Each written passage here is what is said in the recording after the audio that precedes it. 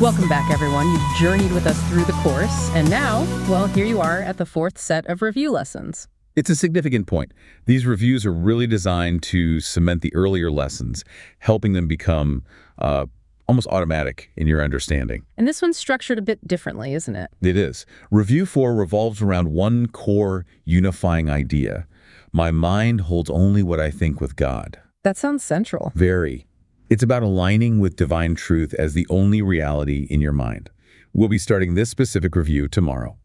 So for today's deep dive, Today, we're looking closely at the Introduction to Review 4. I think it's best if I read this section through first. okay, sounds good. Let's hear it. Now we review again, this time where we are preparing for the second part of learning how the truth can be applied. Today, we will begin to concentrate on readiness for what will follow next. Such is our aim for this review and for the lessons following. Thus, we review the recent lessons and their central thoughts in such a way as will facilitate the readiness that we would now achieve. There's a central theme that unifies each step in the review we undertake, which can be simply stated in these words. My mind holds only what I think with God. That is a fact, and represents the truth of what you are and what your Father is. It is this thought by which the Father gave creation to the Son, establishing the Son as co-creator with himself. It is this thought that fully guarantees salvation to the Son. For in his mind, no thought can dwell but those his Father shares. Lack of forgiveness blocks this thought from his awareness. Yet it is forever true. Let us begin our preparation with some understanding of the many forms in which the lack of true forgiveness may be carefully concealed. Because they are illusions, they are not perceived to be but what they are. Defenses that protect your unforgiving thoughts from being seen and recognized. Their purpose is to show you something else and hold correction off through self-deceptions made to take its place. And yet, your mind holds only what you think with God. Your self-deceptions cannot take the place of truth. No more than can a child who throws a stick into the ocean change the coming and the going of the tides, the warming of the water by the sun, the silver of the moon on it by night. So do we start each practice period in this review with readying our minds to understand the lessons that we read and see the meaning that they offer us. Begin each day with time devoted to the preparation of your mind, to learn what each idea you will review that day can offer you in freedom and in peace. Open your mind and clear of all thoughts that would deceive, and let this thought alone engage it fully and remove the rest. My mind holds only what I think with God. 5 minutes with this thought will be enough to set the day along the lines which God appointed and to place his mind in charge of all the thoughts you will receive that day. They will not come from you alone, for they will all be shared with him. And so each one will bring the message of his love to you, returning messages of yours to him. So will communion with the Lord of hosts be yours, as he himself has willed it be. And as his own completion joins with him, so will he join with you who are complete as you unite with him and he with you. After your preparation, merely read each of the 2 ideas assigned to you to be reviewed that day. Then close your eyes and say them slowly to yourself. There is no hurry now, for you are using time for its intended purpose. Let each word shine with the meaning God has given it, as it was given to you through his voice. Let each idea which you review that day give you the gift that he has laid in it for you to have of him. And we will use no format for our practicing but this. Each hour of the day, bring to your mind the thought with which the day began, and spend a quiet moment with it. Then repeat the 2 ideas you practiced for the day unhurriedly, with time enough to see the gifts that they contain for you, and let them be received where they were meant to be. We add no other thoughts, but let these be the messages they are. We need no more than this to give us happiness and rest, and endless, quiet, perfect certainty, and all our Father wills that we will receive as the inheritance we have of him. Each day of practicing as we review, we close as we began, repeating first the thought that made the day a special time of blessing and of happiness for us, and through our faithfulness restored the world from darkness to the light, from grief to joy, from pain to peace, from sin to holiness.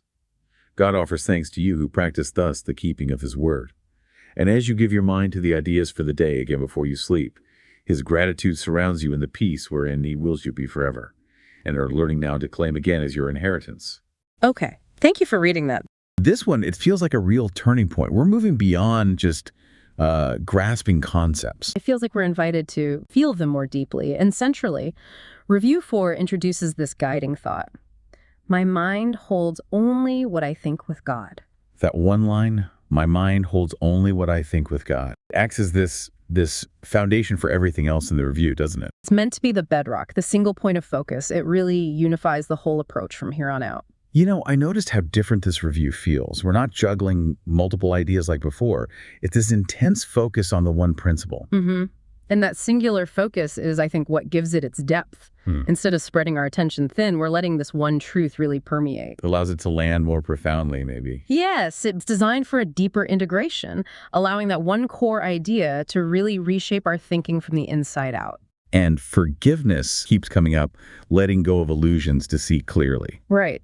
Holding on to grievances, these illusions, these misperceptions we carry, literally clouds our vision. It stops us seeing the truth. Forgiveness isn't about saying what happened was okay, necessarily. It's more about releasing our judgment, our attachment to the story of hurt or separation. Which leads to the point about this not just being intellectual. That's a key shift, isn't it? The emphasis moves quite strongly from just, understanding the ideas to actually experiencing their effects in our daily lives. It's about embodiment. It makes sense. You can read about letting go of judgment all day, but actually catching yourself in the act, that's different.